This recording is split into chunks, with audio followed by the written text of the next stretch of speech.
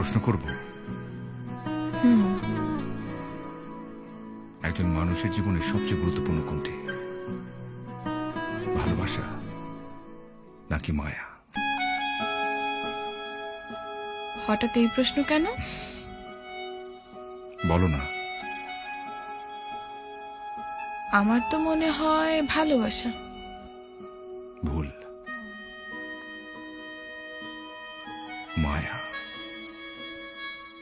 কিভাবে? কাউকে ভালোবাসলে মানুষ তার মায়ায় পড়ে না, কিন্তু মায়ায় যদি কেউ পড়ে তাকে ভালোবাসতেই হয়।